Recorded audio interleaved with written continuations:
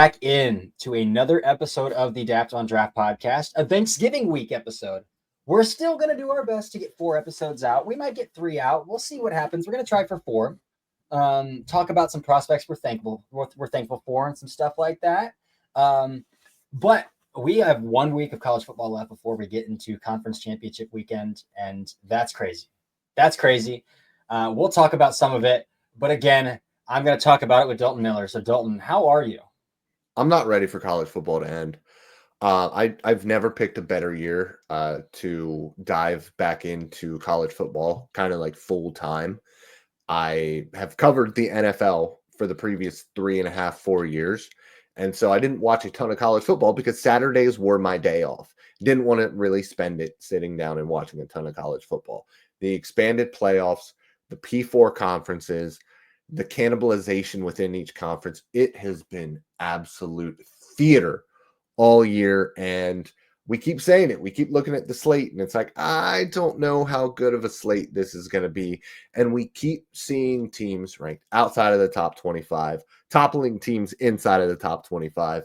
And it happened again this week, and it is creating some hilarious tiebreaker scenarios within these conferences. It is. We've talked a lot about how the Big 12 is fake football and like, oh, we don't know who's going to win the Big 12. I got no idea who's going to win the SEC, man. We're talking about the biggest conference in college football, and they have cannibalized themselves probably more than the Big 12, which for the SEC just means it's a shakeup of which 4 teams are going to get to the college playoffs than the ones we anticipated. But still, like, we're talking about Georgia probably going back to the SEC championship game after losing to Ole Miss, after getting dog walked by Alabama, and they're probably just going to waltz back into the college football playoffs. Again, Georgia Tech has an identity in there. That's their rivalry game this week, and Georgia Tech has beat Miami. Georgia Tech has played tough with a lot of decent football teams. So I'm not going to wash that over for Georgia, but like they kind of control their own destiny right now after we kind of have talked about how Georgia doesn't have playmakers all season and how their quarterback play has been bad. And this is the worst set of skill players that I've ever seen Georgia field, and their offensive tackles. Like we've gone on, and yet Kirby Smart's here ready to ride it back out to the SEC championship game. It's amazing. And the Big 12 is kind of the same way, right? Like as soon as we're starting to say, like, oh man, Colorado's making a real push.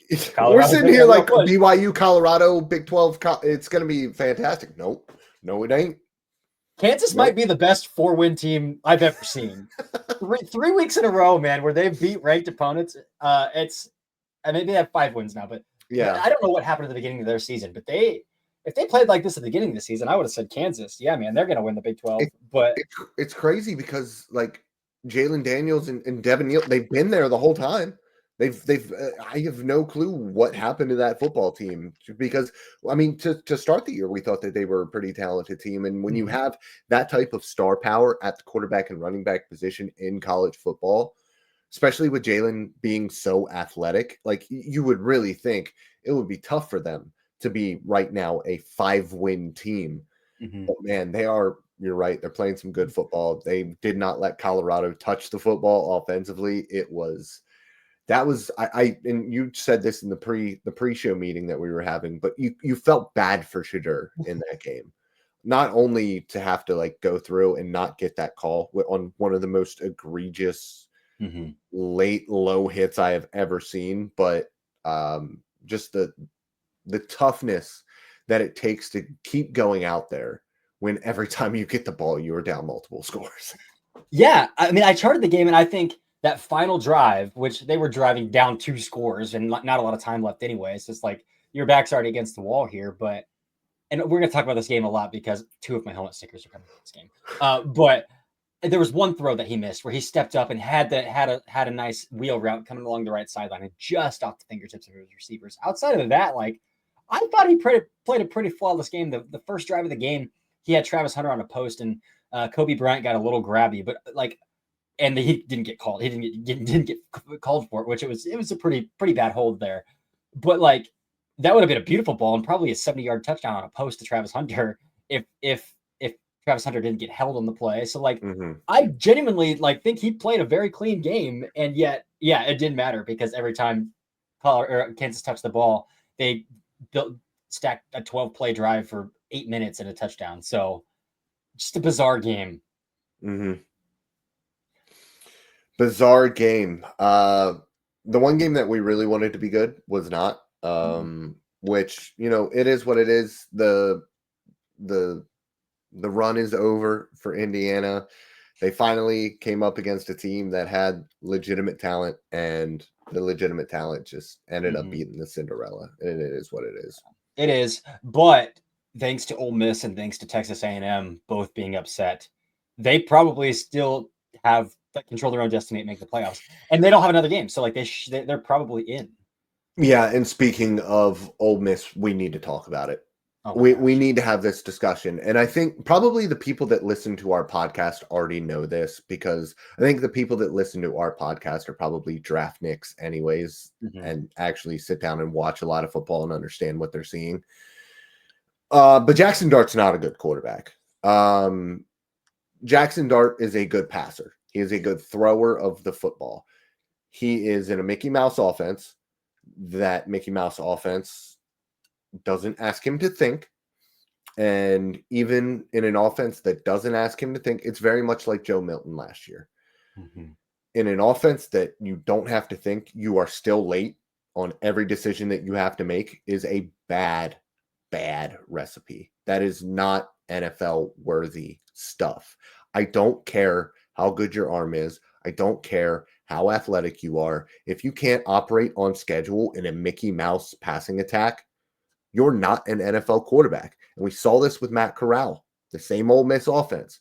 We've seen this with Joe Milton, who didn't beat out Hendon Hooker despite having the superior arm and the superior athleticism, because Hendon Hooker could play on time and he could make the throws that he needed to make. He was also more naturally accurate as well. And we may never see Hendon Hooker because he's sitting behind Jared Goff.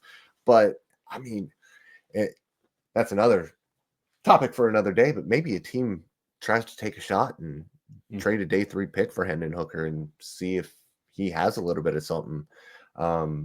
Maybe even like as a bridge, and you hope you hit. But I think when you look at somebody like Jackson Dart, he's going to get drafted because he has the physical tools necessary. He's got a good enough arm. He is a pretty athletic dude. And what I mean by that is, maybe he doesn't test incredibly well, but he has that kind of wiggle to him, that ability to make plays with his legs that is going to keep him alive. And so for me, like, I think he'll get drafted. I just don't think he's somebody who will ever play meaningful NFL snaps. Yeah. And like talking about his arm just a little bit more, I just think it's probably average plus. Like, I don't even think he doesn't have a big arm either. No. So like the tools, his lower half, though, I would give him more than average plus. Like he's a well above average athlete at the quarterback position. But yeah, man, I don't understand where, like, I mean, it was taking over on Saturday on social media. Like, I was like, what are people talking about? And it's been weeks on weeks on weeks. And I think it happened in 2022. I can't go back to 2013 because I wasn't doing this stuff. I was a sophomore in college. So like, I think people are just really desperate to find a quarterback that they'll throw darts at anybody. Like, we had Desmond Ridder should go top 10 talk in 2022. Like that was legitimately happening from very respected analysts that like I have a lot of regard for. Yeah. Like that was a real thing. And I think that's kind of what's happening with Jackson Dart and Curtis Rourke, for more or less. It was happening with Rourke as well. Rourke's arm is so slow. Yes, it is. I like him. I like Rourke. He's a tough dude. He was seeing ghosts on Saturday, but Ohio State's defense is pretty tough. Yeah. But yeah, are there any other? I mean, Penn State, Minnesota. That was a really big matchup on the outside. It was I haven't gotten to go back and watch Ursary versus Abdul Carter yet, man. I really, really want to. I take that back. So I was solo parenting this weekend, and I thought, like, oh, when my daughter naps, my son has a little bit of screen time, maybe I can get away. But I got like a quarter in, and then my daughter woke up. So didn't get a whole lot of chances this weekend to watch like I thought I was going to. But I'm really excited. I did watch that first quarter though, and I did see Ursary struggling to match Bend quite a bit early on in that game. Again, that's as far as I got, so I'm not going to give a diagnosis of the full matchup, but Abdul looked like Abdul from what I saw in that game as well. So yeah, do we Another guy that we need to talk about just very quickly. Okay. Move Jalen Milroe down in all of your rankings, please, for the Oh my love of gosh. God. Yeah. I love Jalen Milroe. Love him. I wanted so bad for him to be that guy this year. But at some point, you have to watch him play football. The dude has not played well since the Vanderbilt game. I know they lost that game, but he played incredibly well against Vanderbilt. Mm-hmm. He has not looked like an NFL passer since. He's had big games with his legs. He has not looked like an NFL passer since. He's going back to school. We don't need to worry about it, but you're still going to mock him. I understand it. I did a 7-round mock draft that I'm writing up tomorrow, but I did it today and he went in the 3rd round and I felt like crap for doing that. Yeah, I said him in the 2nd round in the mock I did last week, and that won't happen the next time I do a 2-round mock. Yeah. It did seem like he was starting to stack a little bit of momentum there. He played two good games in a row. One was against an FCS opponent, so like take that with a grain of salt. But for more or less 3 of his last 5 games, he has looked like an undrafted free agent quarterback. Mm-hmm. And again, he's not an undrafted free agent athlete, so he would get drafted even if he decided to come out, and he'd get drafted probably in the top 100 still. Mm-hmm. But as a passer, he might be the rawest passer that we've tried to talk ourselves into over the years. Just that, like, and I do like the arm, but like I don't even think the arm talent is that great. Like, no, I've been I mean watching he DJ. needs a mechanical restructure. Yeah. Like I was watching DJ Lagway, the Florida freshman, and that dude is throwing screen passes down at his ankles. Like he is throwing around defenders and creating windows. Milroe has one arm slot and it's very rigid. It's very stiff. It's 3/4 over his head. That's where it's coming out every time. And again, he can use his legs and create some windows that way, sure. But like the arm talent, the velocity is great. Ball drive is great. Arm talent, not so much. So it's just a rough assessment right now. And I'm on board with you that he's got to go back to school. And I mean, 3, as I said, 3 out of the 5 last games for him, like he's legitimately looked like an undrafted free agent passer. South Carolina, Tennessee in this game. Like I don't know what else to do with him, man. No.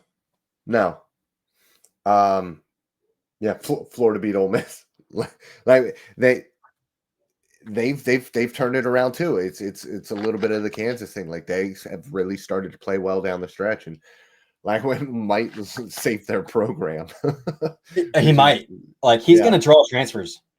If Napier can't, him being the quarterback alone is going to pull talent into that program because people are going to want to play with him. Yeah, the stats aren't special by any means, but he's a true freshman, and when you watch him, like this kid's poise in the pocket is unbelievable. His feel for the pocket, navigating the pocket, stepping through the pocket. There's some really impressive there's some really impressive young quarterbacks playing right now. Some really impressive young quarterbacks playing. Which is great because like for the last half decade we've seen some really bad, like mechanically bad quarterbacks and pocket presence wise. Like we've had some pretty bad quarterbacks we try to talk about from probably 2023 on. So that's not quite a half decade, but yeah. Are there any other games you really want to touch on? I mean, Tyler Warren had over 100 yards again. Rinse, repeat. Yep. Rinse, repeat. I love that dude, man. I love that. He's not getting out of the top 20. He's not getting out of the top 20. How does he? I think his floor is like the Colts. Exactly. And they're going to pick like 15 because they're tight ends.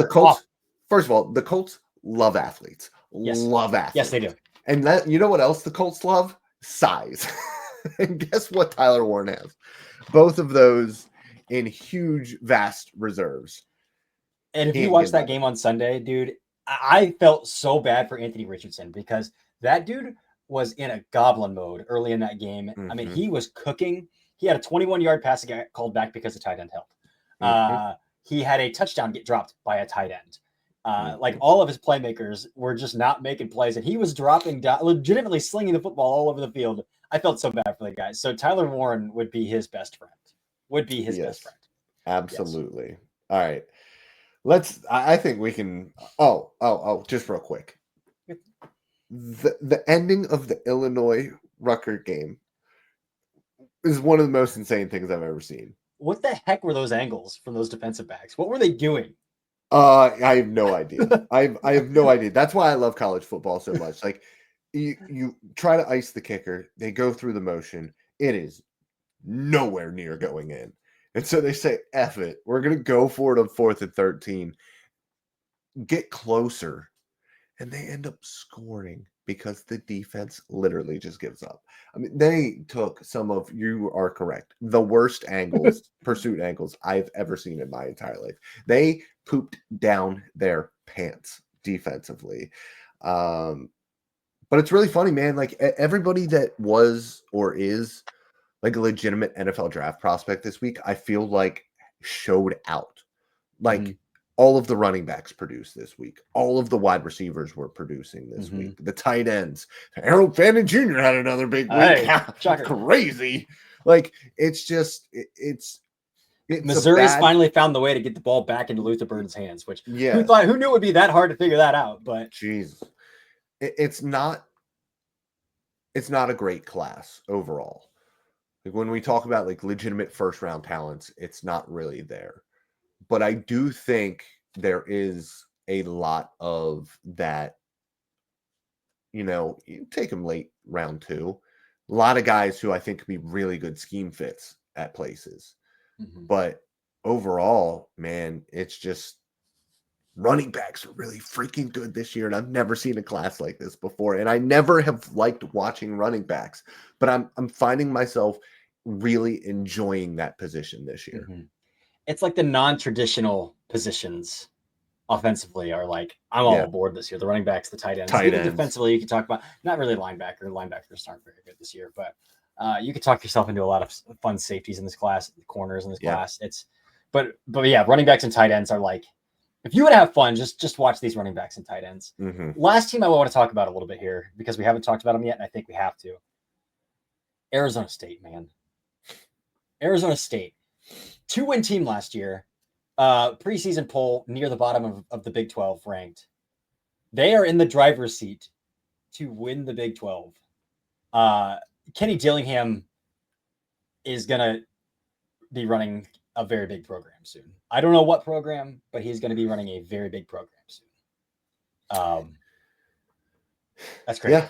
Yeah. And we'll talk a little bit more about this game shortly, but they dominated that first half.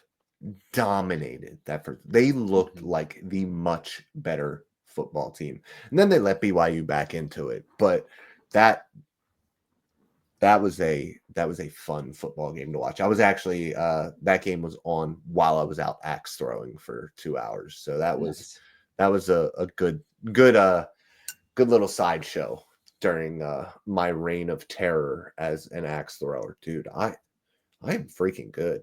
I am really freaking. I got into a zone and I started taking over. I'm pretty sure I could have outdone all those dudes that work there and do that every single day. I just got into a groove. I was kicking everybody's butt in Battleship. Anyways, we should move on and get to our helmet stickers. And we might as well stick with that football game because the first helmet sticker that I have is running back Cam Scatabo, who was at Sacramento and is now at Arizona State. He is a redshirt senior, so we will see him in the NFL draft this year. And I am very upset with myself for not getting to his tape sooner. I had people tell me to watch him, and I didn't get to him before I did my top 100. I think he would have been towards the end of my top 100. I think he would have gotten the grade. He is 5'10", 5'11", 225 pounds. So he's got really good size for the position. He's got really good natural burst for the position. He has over 1,000 yards receiving in his collegiate career. He has over 400 yards receiving this year. He had in this game 28 carries, 147 yards, 3 touchdowns, a fumble. And if we want to talk about one part of his game that needs to improve, it is his ball security, because he does fumble the ball quite a bit. But this game specifically, man, from the very first carry that he had to bounce outside, huge jump cut, guy tried to tackle him low. And every time I watch a running back, one thing that I really like to see, especially like not necessarily in the open field, but once you get to that second level, is the ability to tactically retreat from contact. So it's not like you're running away necessarily, but you're kind of skirting back and shooting your hips away to make that contact a little bit less severe when they hit you. Not everybody has the balance to do that and then stay up and make a move. He has the balance, the flexibility in his lower half. And you can tell that by the way that he jump cuts behind the line of scrimmage as well. He gets really low. He really gets that low angle like he's trying to turn the corner up the arc. And he's got adequate first level burst. He can make some big plays. And like I said, he catches a ton of passes. He's a good I wouldn't say he's a good pass protector because he has a tendency to drop his head, which I never want to see anybody drop the crown of their helmet to do anything. And he does it quite a bit as a pass protector, but he will try to blow you up. He will step up blitzing linebackers and hit you. And he has the size, the frame density to do it. He had a huge game in this one in the absolute biggest moment. They toppled BYU. I love it. I love it. I need to get really deep into this running back class as well. And as we continue to build our board, we will definitely get there. But I'm going to stick on the running back train here too.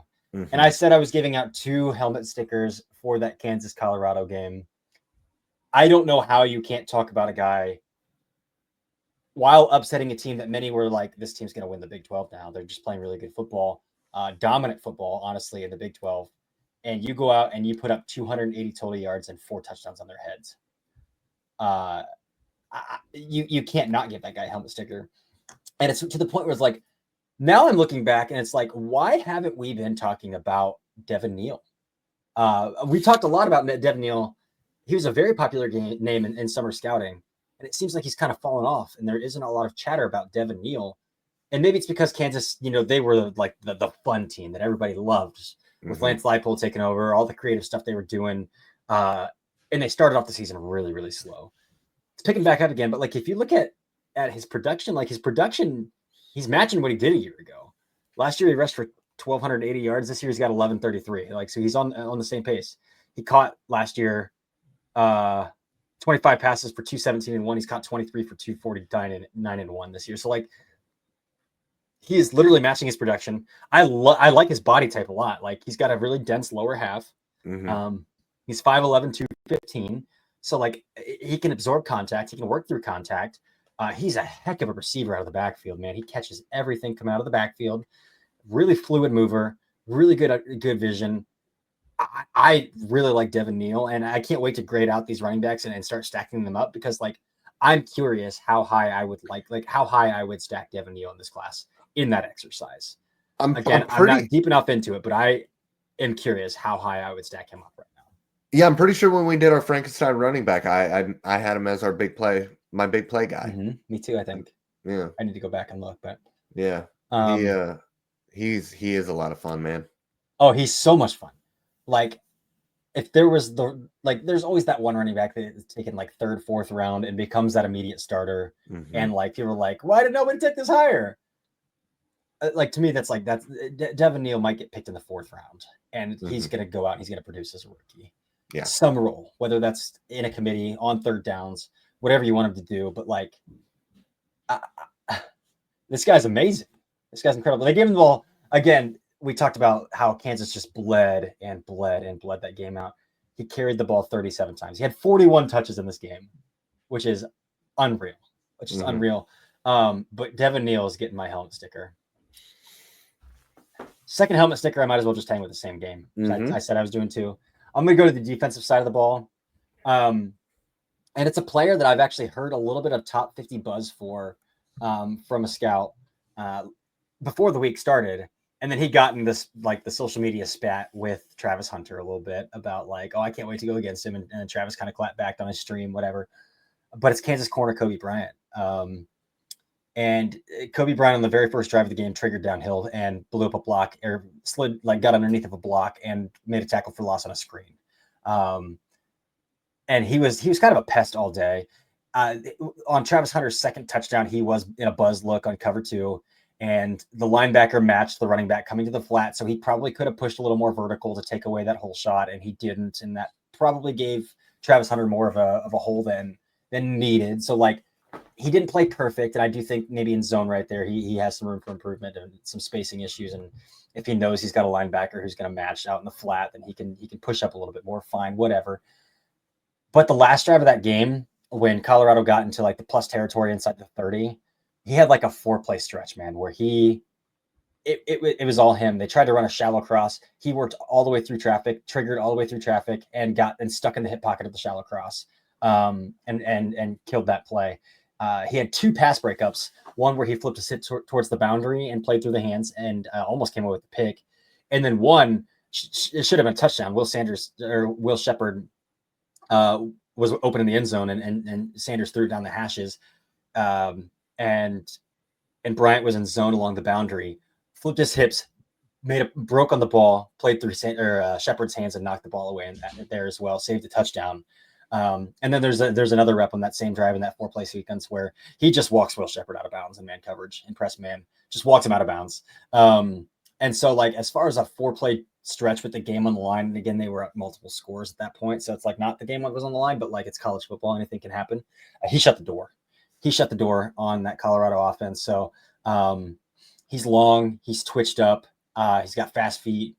I really like Kobe Bryant, and he showed out in this game. So he had 2 tackles for loss, triggering downhill against screens as well. It's worth mentioning. So just a pest in man coverage. Kobe Bryant, man, and he talks, man. He's a talker. So like, if there's one position you want a talker at, man, it's corner. So I really like Kobe Bryant.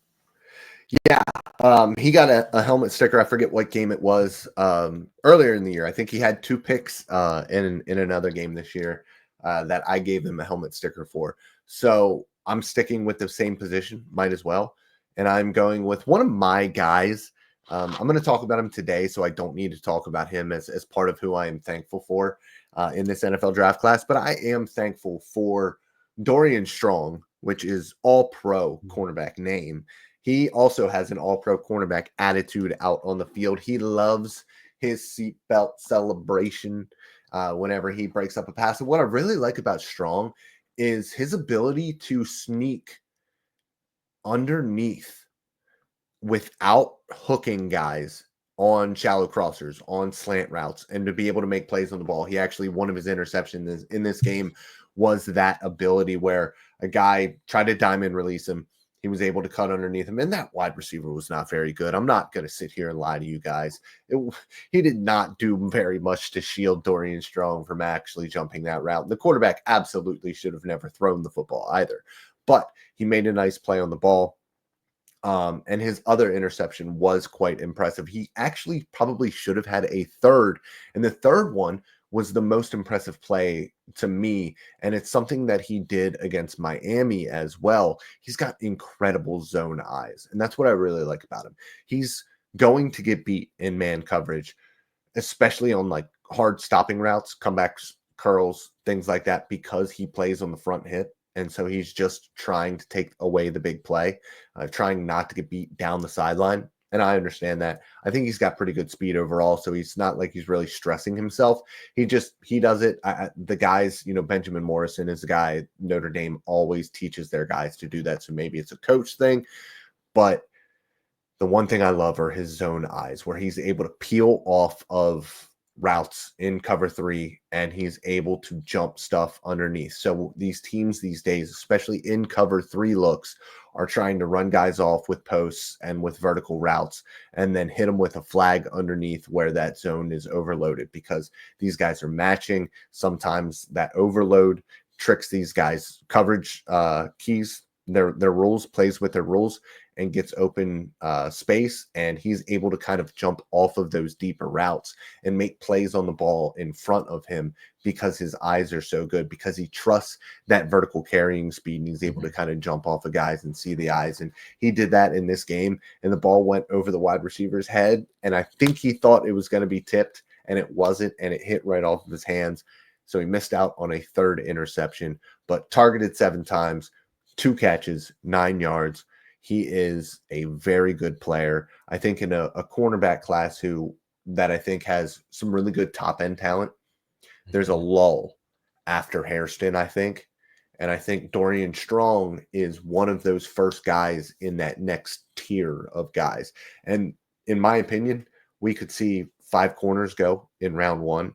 Mm-hmm. And then it wouldn't surprise me, and I wouldn't feel bad at all if another one didn't go until round 3. Like, that's how I feel about this corner class overall.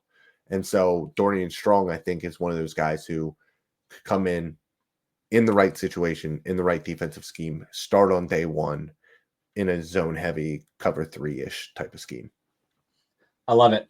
I love it. NFL loves those long corners too, those big long corners too. So my third helmet sticker, I'm going to go back to the offensive side of the ball. And we talked a little bit about that Illinois and Rutgers game.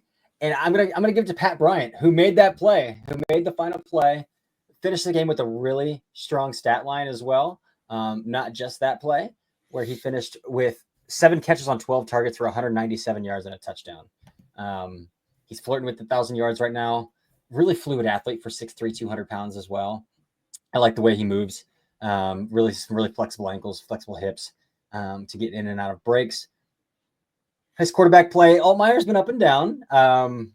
But man, I really like Pat Bryant, and we'll see how high he goes. Again, I think he's probably one of those mid-round wide receivers, the 3 through 5 range. You know, once you get into that range, it's all scheme fit. Like, who wants an X, who wants a C, who wants a slot, you know, who wants.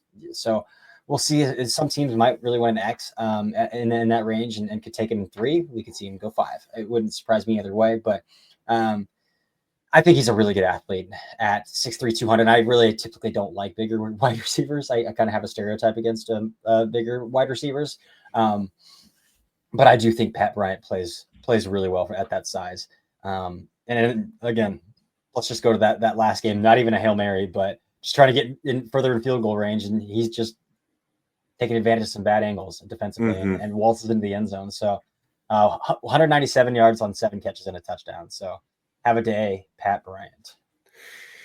And my final helmet sticker, I need to not just go over 1 week, but I need to talk about the last 6 or 7 weeks for Ashton Gillette, because quietly he is second in the nation in defensive pressures. And he has gone from week 7, 5, 7, 6, 8, and 7 pressures. That's pretty consistent. And Yes. it is because of one thing and one thing only. He is 6'2". He is 265 to 270 pounds. He has good length, and he has the ability to get up underneath of your pads and shove you directly back into the quarterback. But that's not the only thing he can do. He's really, really good at converting speed to power. Like, that is his go-to. But he also, because of that, I think, has the ability to win up the arc. He's got some pretty impressive bend for his size. Now, the burst is not there. He is not a very quick guy off of the snap. He's not going to win with pure speed. And what I really like is his ability to rush the arc. Oh, I'm not going to be able to wipe and bend this. I'm going to get my arm out and just try to, soften that rush a little bit, still maintain my integrity here. And then sometimes he'll stick that left foot in the ground and he'll shove directly back through the chest. And so he'll try the speed and recover back through the chest and just shove an offensive tackle straight into the quarterback. And in the second half of this football game, he was going back and forth between the left side and the right side. And in the second half of the game, they kept him over on the left side and just said, go take care of the right tackle. And that's exactly what he did. He just absolutely toyed with him for the entire second half of the game. Like I said, I like his bend. I think he's got a nice little floating cross chop. I wish that he had more burst, because he is in that like lab built frame that I really like. But the burst just really isn't there. He's going to be probably a day 3 guy, but he's a guy who like the Saints, who like bigger, longer defensive ends with a lot of strength. That's kind of the fit that I really see for him overall. Really fun player. Just wish he had a little bit more juice, because he's got a little bit of everything else. Yeah. I liked him a lot in summer scouting. Haven't turned his tape back on. He does have like I thought maybe a little lack of length in his arms, but if you're getting into the chests, He man, uses it really well. uses it It's kind well. of like the Jack Sawyer thing, Mhm. where he just has the knack for getting into a guy's chest. The reactive, and it's not just the burst that isn't there. The reactive athleticism, the ability to change directions and follow a ball carrier, not quite there. He holds, I think, a little bit of bad weight as well. I think that he could lose a little bit of that and maybe It's like gain a little common bit theme in burst, this edge but class. It's it a is common thing. big, What the huge heck? shoots. It's funny because we've gotten so used to seeing these like 235 to 255 pound guys, and this year I feel like there's a ton of 265 to 290 pound. There's a handful of 280 dudes, 280-pound dudes out there. It's it's funny. It's a fun class. The edge class is quietly pretty good. It is. We were talking about it at the beginning of the year, like, oh, are 3 going to get drafted in the first round? Well, there might be 6 or 7 drafted in the first round now. So that class definitely came around. I'm happy it did. It has indeed. They started the season really slow. Like Abdul Carter even started the season slow. He's been on an absolute heater for 7 straight weeks now. So just a lot of fun to talk about that class as well. Again, the rest of this week we'll do after draft tomorrow, as we usually do. And then we're thinking through some Thanksgiving things, but I do think we're gonna do a prospects we're thankful for a quick Thanksgiving episode before we're back as well for that Friday episode to go over the slate. The last week of the regular season, a lot of rivalry games: Indiana, Purdue, Ohio State, Michigan, Georgia Tech, UCLA, USC, which I'm not even interested in watching that game, not even a little bit. I'm there for the uniform. I'm there for the uniforms. That's true, man. That's true. Gorgeous uniform combination. But rivalries all over the place. So we'll talk about that as well. But that's it. This episode of the Draft podcast, on Draft podcast. Dalton, do you have anything you want to add before we get out of here? I don't. I love you guys. All right. Well, that's it. Until next time.